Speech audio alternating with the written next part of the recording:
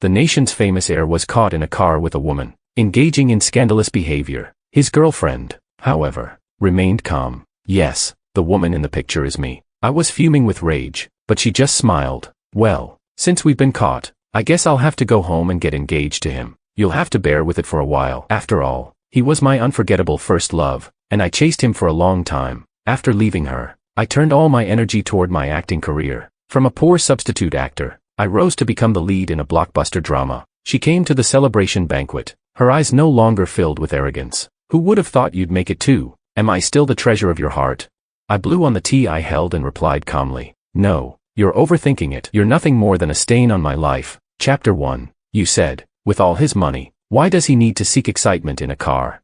I handed my girlfriend today's headline news. The story was about Vincente, a notorious heir in Beijing, who had just returned to the country and was caught by paparazzi having an affair in a car. The woman in the photo wasn't very clear, sitting deep inside the vehicle. My girlfriend chuckled lightly, unfazed. Well, it's not really anything surprising. She then showered my face with kisses. Darling, I put $500,000 in your card. Go ahead and spend it however you like. She snuggled closer into my arms, her exposed skin so pale it almost gleamed. Remembering last night's wildness, my throat felt a bit dry. Her other hand's fingers lightly touched my chest, and the boiling blood rushed through the room. I turned and pulled her tightly into my embrace, puzzled. Why are you suddenly giving me your card? I'm not short of money right now. She insisted. Take it. Your savings can only barely sustain you. I let go of her, sat up, and didn't take the gold card she offered. Without minding, she got dressed and asked me to drive her home. On the way, sitting in the passenger seat, she admired her freshly done nails and casually said,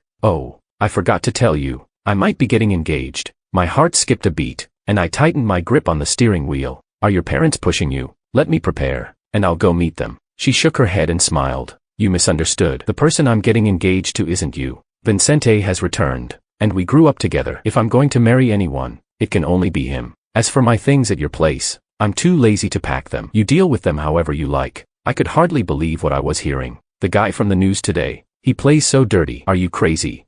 She glanced at my profile and answered truthfully. The woman in the picture was me. Chapter 2. I was utterly shocked and uncertain as I spoke. Baby, you're not joking, right? She sat up straight and interrupted me. Yes, that's right. I've been waiting for Vincente to come back. Waiting for a long time. Now that the photos have been taken, our family's arranged marriage might have to happen sooner. I numbly drove the car to the entrance of the villa. Her words, I couldn't fully process any of them. So, what was I to her? At that moment, the car door opened, and a man in casual attire smiled warmly. Monica, long time no see. My girlfriend happily tidied the loose strands of hair around her ear and then jumped out of the car into his arms. All that remained was me, standing in shock nearby. The man glanced at me and asked, "Who is he?" My girlfriend pulled away from his embrace, her face beaming with joy. "Oh, him? He's just a temporary driver I hired, but as of today, he's resigned." Resigned? My mind buzzed, feeling completely lost. Was everything I had done for her just some companionship job in her eyes? A driver. The man gave me a once-over, pulling a wad of bright red bills from his wallet. "Okay, I just got back from abroad. Is this enough for a tip?"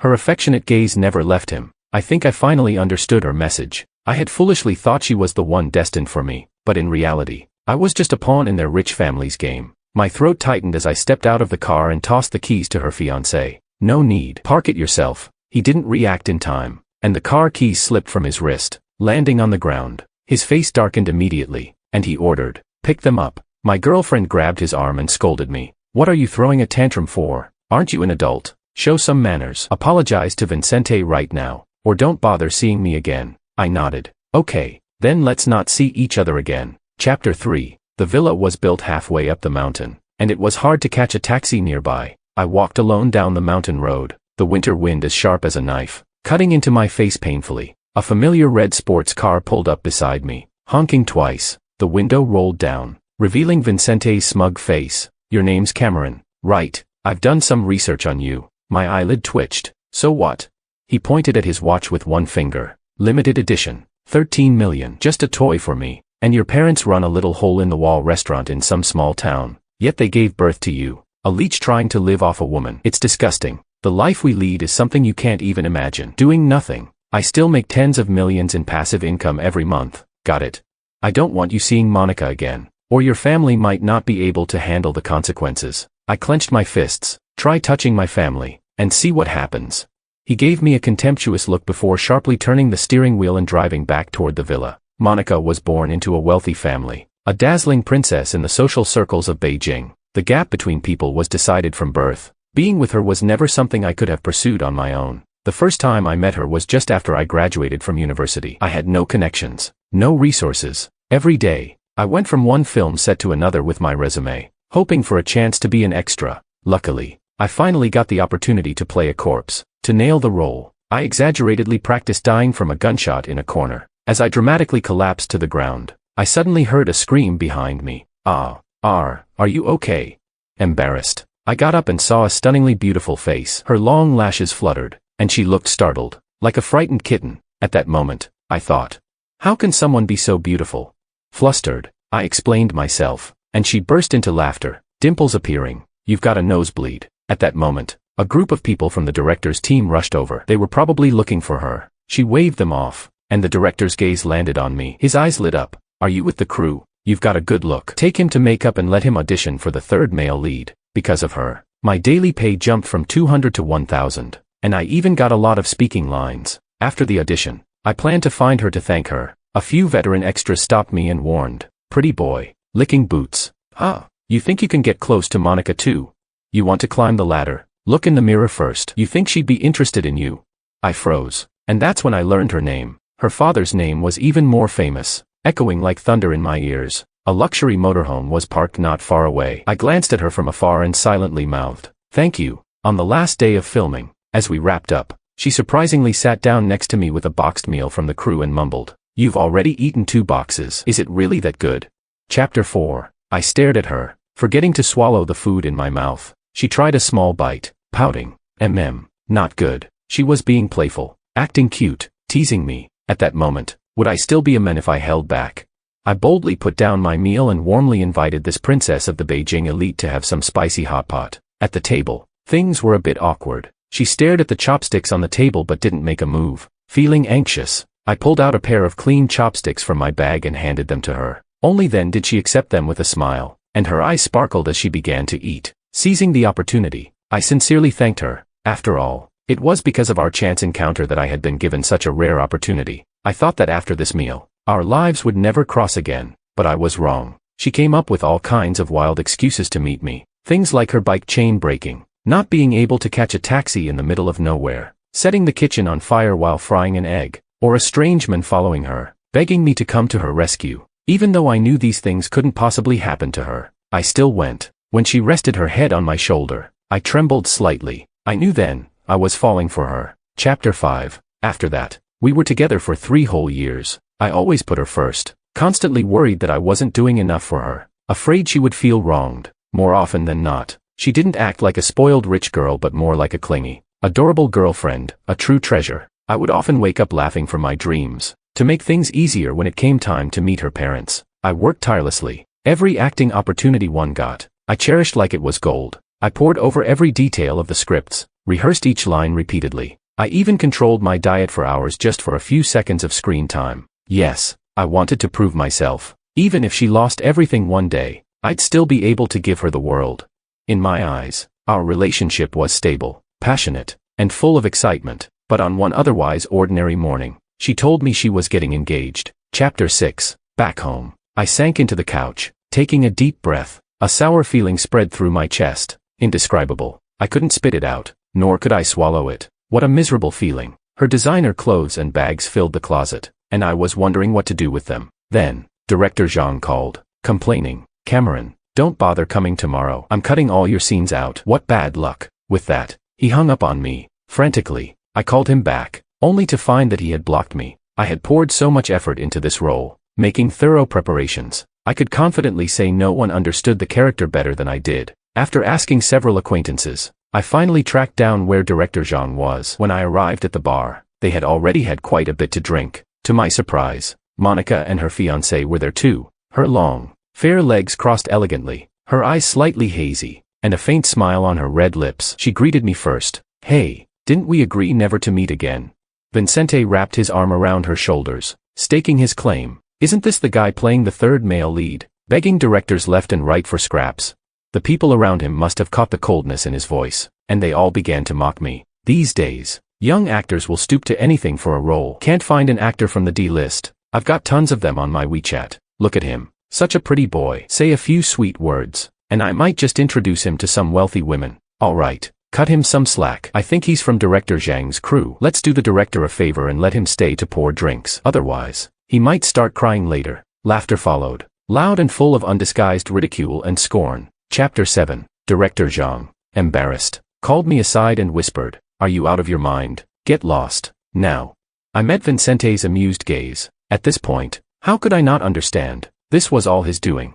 The fire in my heart flared up in an instant. 3 months of preparation, and just because of one word from him, it all amounted to nothing. Monica put down her wine glass and slowly walked toward me. "Cameron, your face looks so dark. Are you feeling unwell?" Vincente followed closely behind her, glaring at me. "If you're not feeling well, go to the hospital. Don't ruin our fun." The next second, Monica, in a familiar and bold move, grabbed my collar and placed her hand on my forehead.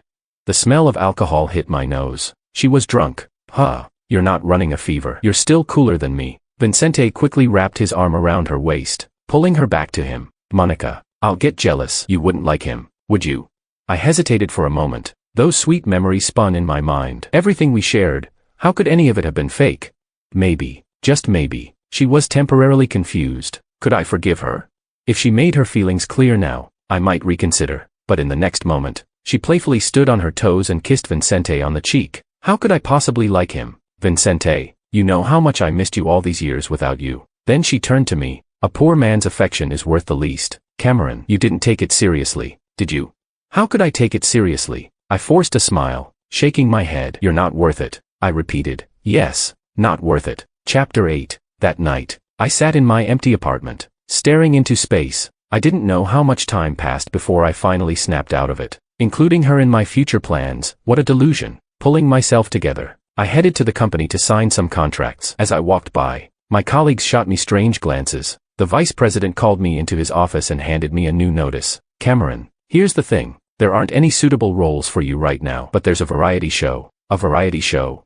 As an actor, maintaining a sense of mystery is important so the audience can better engage with your future roles. Before I could refuse, his tone left no room for negotiation. "The show is in Africa. It's about experiencing African culture. The filming will last 1 to 2 years. You should go home and start packing." I let out a small laugh and sat across from him. "This is Vincente's doing, isn't it?"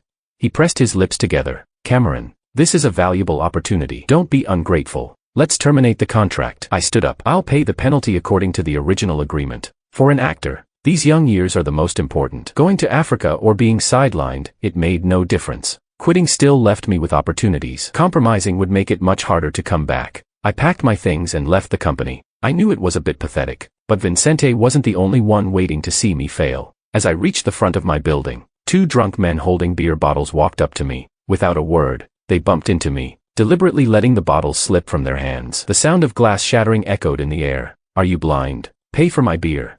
I shoved him aside, my emotions flaring up instantly. "Get lost. Tell Vincente if he has guts. He can face me himself."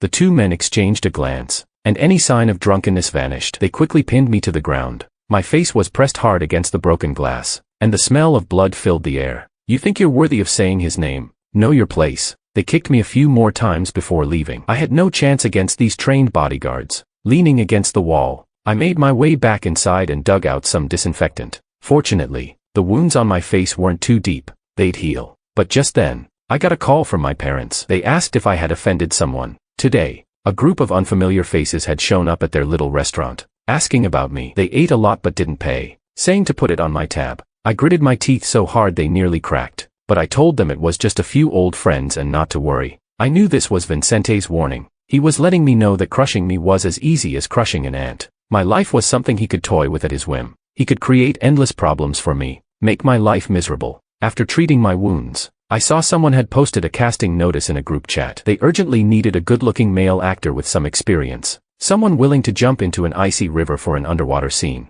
The winter cold was unbearable. Jumping into the water would take a lot of courage, and right now, courage was all I had left. I quickly sent over my details. Their response came just as fast. "Buy a plane ticket. Come immediately." Chapter 9. It was already 2 a.m. when I arrived at the airport, but to my surprise, The production team had sent a private car to pick me up. The filming location was packed with people, a sure sign that this was a big-budget production. The assistant director glanced at the injury on my face and nodded in approval. The wound looks good. Fits the character's image perfectly. No need for makeup. I was worried it'd get messed up in the water. I thought my turn to shoot would come soon, but days went by without any news. I had memorized my lines so well I could recite them in my sleep. Apparently, they were waiting for the lead actress to finish shooting a few other scenes before starting. It was a large-scale period drama production, and I was playing the male lead's past incarnation, saving the female lead from an icy river. The scene was to be filmed on location. Everything was ready, and we were just waiting for the actress to arrive at 3 p.m. But, just my luck, it started snowing under the overcast sky. Then, out of nowhere, Monica called me. "Cameron, look outside. It's snowing heavily." I didn't say anything, recalling the first snowfall of the year. Back then, Monica had pulled me outside to build a snowman, but the snow was too light, and we only managed to make a small snowball that she held in her hands. "When the big snow comes, promise to build me the cutest snowman ever." I hugged her and lovingly agreed. Now, the person building snowmen with her was the one she'd wanted all along. After a moment of silence, I asked, "What do you want?" She paused for a moment, her voice quieter. "Why did you quit so suddenly? Wasn't being an actor your biggest dream?" I responded with a grunt. "What does that have to do with you? Don't call me anymore." Before I could finish, I heard Vincente's voice in the background. "Monica, who are you talking to?" There was silence on the other end, but the call didn't disconnect. I could hear the sound of their lips meeting, the heavy breathing between kisses. I ended the call and immediately blocked her number. Chapter 10. The lead actress finally arrived, storming in with her entourage. She had already done her makeup in the car, dressed in a snow-white robe, her cheeks a soft red, and her flowing sleeves fluttering. She looked like an ethereal goddess, holding her script in one hand. She cast occasional glances in my direction. "Director, I'm ready. Let's begin." The underwater setup was complete, but the director seemed surprised. "Wait, Juliet, where's your stunt double? The river is freezing. Are you really going in yourself?" Using stunt doubles for lead actors was common on set, especially for dangerous or difficult scenes that required professionals. Juliet nodded seriously. "There are some close-up shots needed for this. It's an important scene, and it's best if I do it myself." Indeed, this scene marked the beginning of the lead character's fateful connection. It was crucial that it be filmed beautifully and romantically. Of course, my face would likely be downplayed in post-production, replaced with shots of the male lead. The director called for a quick meeting. Juliet motioned for me to come over, and I walked up, script in hand. She raised an eyebrow slightly. "You've memorized everything, right? I don't want to jump in the water twice." I nodded seriously. All I had to do was jump into the water, swim to her, and carry her out. The next shot would cut to the lakeshore, where I'd check her breathing and ask how she was. Just one line of dialogue. Nothing too complicated. She stared at me for a while longer, as if she had something more to say. Once the director gave the final approval and safety measures were in place, we started filming. Juliet was the first to enter the water. Her face contorted in pain as she struggled a few times in the icy depths. It didn't seem like she was acting. I quickly jumped in. The freezing water felt like 1,000 needles piercing my skin, suffocating and painful. I swam over to Juliet, grabbing her by the waist. I was supposed to pull her up to the surface, but instead, she placed her hands on my shoulders and leaned her head closer to mine. The intimate gesture caught me off guard, and the safety harness didn't pull us up as planned. With the underwater camera rolling, I forced myself to lean in and kiss her. Juliet responded by wrapping her arms around my neck, naturally deepening the underwater kiss. It wasn't until the safety harness finally started pulling us up that I carried her out of the freezing river. In the next scene by the lakeshore, I shivered from the cold, but I still had to steady my breath to deliver my line. Are you okay?" Her eyes widened as if trying to memorize my face, but her gaze wavered from exhaustion before her dark eyes closed helplessly. For some reason, my heart ached. Is this the power of an award-winning actress? After the director called cut, she immediately stood up, shivering as her assistants rushed over with towels and coats. Her bright eyes landed on me. "What are you standing around for? Go change your clothes." It took me a second to react before heading to the changing room to dry off and get dressed. When I came out, she and the director were reviewing the footage of the scene. On the screen, it was just the two of us, locked in a side-profile kiss. Her ears turned slightly red as she spoke in a soft voice. "It looks good. Let's keep it." The director gave me a curious look, and I was just as confused. That kiss wasn't in the script. It was supposed to happen later, after she was saved and shared a romantic moment with the male lead in the bamboo forest. I scratched my head. "I think it looks good too." The scene came out really romantic. Juliet smiled faintly. "Well then, why don't you play the male lead?"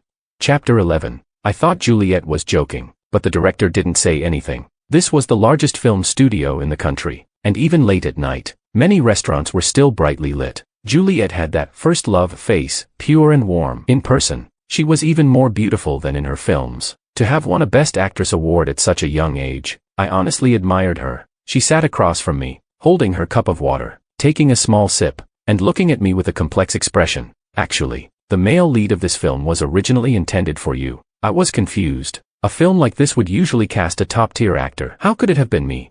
There must have been a mistake. Juliet and I had never worked together, nor had we ever crossed paths. She cleared her throat. Actually, you've had a few breakout moments over the past 3 years. Both your acting skills and audience appeal are excellent, but for some reason, whenever you started trending, the search terms were suppressed. A few big films even reached out to you, but you turned them down. I fell silent. I had no idea about any of this. Every time the company had meetings with me, they only showed me negative feedback, constantly criticizing me. When you sent in your resume to play a stunt double, I was surprised for a long time, but it's okay now. We're just getting started. Would you be interested in taking on the lead role? We can negotiate the payment. She blinked, clearly hoping for a positive response. Suddenly, I felt a tightness in my chest. Monica used to often ask me to accompany her on trips abroad. Every time she made such a request, my schedule would mysteriously clear up, leaving me with nothing to do. Turns out, all of this had been arranged by her through the company, just so I'd have more time to be with her. Several projects I was rejected from,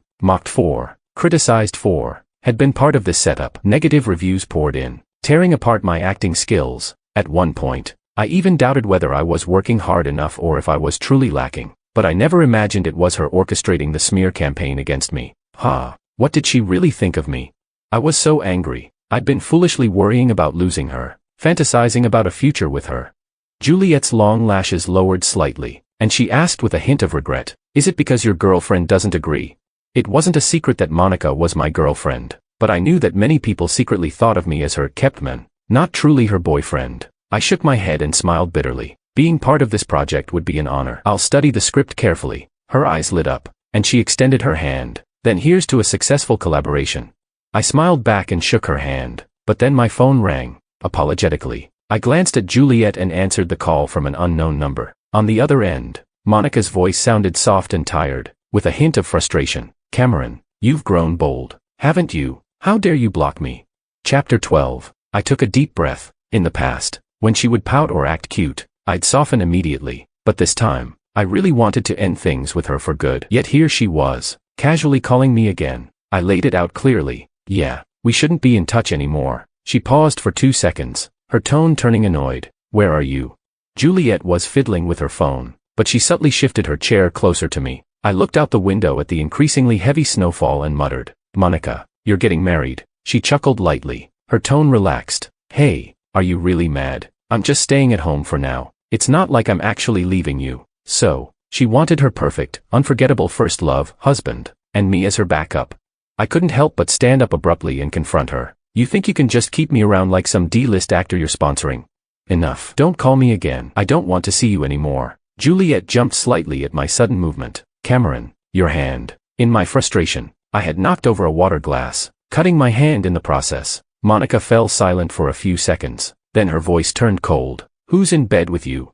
"Screw you," I spat, hanging up and turning off my phone. Juliet pulled a bandage from her bag and handed it to me. "Sorry, if it's inconvenient, I can leave." I waved her off. "No, it's fine. Now that everything's settled, let's discuss the details tomorrow. You should get some rest." She looked away and responded softly, "All right, I'll head out first." Back at the hotel, I turned my phone on again, only to be bombarded with messages from Monica and one from an unknown number. "I really like your acting. You're not some D-list actor. Believe in yourself. Keep going." I quickly realized it was probably from Juliet. She'd been in the industry 2 years longer than me, and I hadn't expected her to notice my work. I felt a warmth in my heart, genuinely touched. Chapter 13. For the next few days, I shut myself off from the outside world, completely focused on studying the script. My scenes with Juliet went especially smoothly. Just by looking into her eyes, I could instantly get into character. Even when she improvised, I could follow her lead seamlessly. The director was thrilled, clapping his hands and exclaiming, "Brilliant." Today's scene involved the female lead collapsing in the snow, gravely injured, with the male lead finding her barely alive. This was where the male lead, with tears in his eyes, had to confess his deep love. I prepared myself emotionally, trembling as I lifted her from the blood-red snow. Seeing her pale face, I felt a sudden pang of pain. Thinking about the ties that had bound us for lifetimes, I rested my forehead against hers, letting my tears fall onto her face. Then, a voice interrupted the moment. Cameron, quite the emotional performance. Huh? I looked up, stunned to see Monica, smirking and standing in front of the director's camera with her handbag in hand. You. I couldn't believe my eyes. How much do you make for this? Is this what you're ignoring me for? She said, then turned to glance around, looking down on the director as she continued. I'm Monica. I'm taking Cameron with me. Tell me what this'll cost you, and I'll make up for the loss. I'll also throw in some additional investment. The director's mouth hung open, unable to speak for a moment. I'll start with $50 million in sponsorship. I know the production costs are high. Afterward, have your people negotiate with my company. After saying this, she elegantly walked toward me, frowning slightly, still holding her. Don't want to let go. Juliet struggled to her feet, staggering in the snow. I quickly helped her steady herself. She looked at me and asked, Cameron, do you want to keep filming? Monica's face immediately darkened. Who asked you? Juliet ignored her, keeping her eyes on me. I do, I said firmly. Juliet smiled brightly, her frown disappearing as she assured me, as long as you want to, no one can take you away. Monica opened her mouth to argue, but I took her by the arm and led her away from the set. Once in the break room, I shook off her hand and said coldly, are you bored? Come to mess with me again. Monica didn't get angry. She smiled and moved closer, pressing her hand against my chest. Don't you miss me? Stop acting. Okay, I'll buy you a house and a car in Beijing. I'll give you money every month. Don't leave me. I've gotten used to having you. I took a step back, finding it all laughable. You really do think of me as your boy toy, don't you? Didn't you keep saying you love Vincente? Cameron. Monica's eyes flashed with panic. I did say I love him, but my love for you is real too. Don't be so stubborn. We've been together for so many years. Right. She said she loved me, but never said she loved only me. Yes, I'm stubborn. I want to be a good actor. There have been so many great opportunities, but you chose to deceive me. There's no going back. We're done. Go live your life with Vincente. She froze for a moment, then pushed me into a chair, straddling my lap and wrapping her arms around my neck. I'm sorry, Cameron. I really can't live without you. Even when he holds me at night, all I can think about is you. I almost call out your name. I don't believe you don't feel anything for me. Kiss me. Just then, someone furiously twisted the door handle. I had locked the door. He couldn't get in. Vincente's voice came from outside. Monica, are you in there? Monica. Monica buried her face in my neck, her warm breath on my skin. As long as you promise never to leave me, I'll break off the engagement with him. I calmly pushed her away, stood up, and opened the door. Go home. We're done. Monica stood frozen for a moment, her eyes red, before rushing out in tears. A bewildered Vincente quickly chased after her. Chapter 14. I didn't understand Monica's motives. Maybe it was resentment or just habit, but I had already made up my mind to let go of the past. Filming continued, and the director's attitude toward me became increasingly friendly. On the day we wrapped up the shoot, the assistant director and a few staff members got drunk and insisted on following me to the restroom. They stood beside me, their tone dripping with jealousy. Hey, I see good fortune written all over your face. You'll definitely make it big someday. Just don't forget about us when you do. I awkwardly nodded as I fumbled with my belt. Another one chimed in. In this day and age, looks aren't enough. You need real skills. But you've got it made, first with Monica from the Sun family, and now the Lee family backing you. What am I missing compared to you? They were so drunk their words slurred, barely able to aim properly. I fled the restroom as quickly as I could. Hey, there you are. Are you trying to avoid drinking? One of Juliet's female friends shouted when she saw me. I walked over and joined in for a few drinks. Juliet, already a bit tipsy, had a dazed, dreamy look in her eyes. She opened her mouth to say something, but I couldn't hear, so I bent down to listen more closely. She hesitated for a moment, then mumbled, "Are you trying to take advantage of me? I'm not kissing you." Before I could explain, her lips pressed against my cheek. "Great job with the acting. Stick with me, and I'll get you into my company. I'll make sure you're well taken care of." Her warmth lingered on my face, and her scent filled my nose. I steadied my mind, but I couldn't suppress the physical reaction of my body. Chapter 15. After the shoot wrapped up, I didn't join her company. Instead, I gathered a few old friends and started my own studio. They handled all the miscellaneous business, leaving me free to focus solely on acting. Just as Juliet predicted, the period drama became a massive hit. The search terms dominated the trending lists every day. Fans on the streets referred to me as the young master. Endless offers for endorsements and new roles flooded in, keeping our small studio incredibly busy. I made sure to clear my schedule early so I could attend the celebration party for the show. Outside the restaurant, a massive crowd of fans gathered, shouting my name and demanding autographs. Juliet arrived wearing a light white dress that showed off her long, slender legs. Her newly dyed hair made her skin look even more radiant, like a goddess straight out of an anime. She walked into the venue and immediately spotted me. "You've made it big, superstar. Our ship fandom is almost at 1 million strong. Shouldn't we give them some fan service?" Laughing, I pulled out my phone and took a series of goofy selfies with her. Not far away, Monica arrived with her fiancé, Vincente. True to her word, she hadn't withheld a cent of the sponsorship money. With the drama's success, her share of the profits had been lucrative, so she had every reason to be at the party. Vincente no longer looked at me with the same arrogance as before. Now, his eyes were filled with avoidance. "Cameron, congratulations. You've achieved half your dream. Now all you need is to win an award," Monica said calmly. I calmly replied with a "thank you." She rambled on about her wedding with Vincente, but I didn't engage. It wasn't until Juliet and I went up on stage that I finally felt a sense of relief. The host egged us on to hug, and Juliet, unbothered, willingly agreed. I took the initiative to give her a friendly hug. The crowd erupted in cheers. Monica, however, sat in the audience with a scowl, glaring at the host as if willing him to end our interview as quickly as possible. But just as we stepped off the stage, the sound system malfunctioned, emitting a piercing screech of static. Everyone covered their ears in discomfort. Monica, as if startled, crashed into my arms, clutching my waist tightly. Everyone around us looked confused. Vincente's face darkened as he struggled to maintain his composure. "Monica, let go. Stop fooling around." But Monica suddenly burst into tears, and in that moment, I understood. During thunderstorms, she used to curl up in my arms, seeking comfort as I gently soothed her. "Cameron," she whispered my name. "I don't want to marry him. I only want to be with you. Can we start over?" Vincente exploded, cursing. "Are you out of your mind? We spent 10 million on this wedding, and the invitations have already been sent." Chapter 16. I think I finally understand. "Cameron, you're the only one I've ever truly loved. Being with him, I don't feel anything, whether we're eating or sleeping. I can't even stand to be near him. Sometimes I imagine he has your face." Vincente clenched his fists. Monica stubbornly grabbed my hand. "Take me away. I'll agree to anything you want." If this had been earlier, I would have taken her without hesitation. I loved her once, but did she ever truly love me?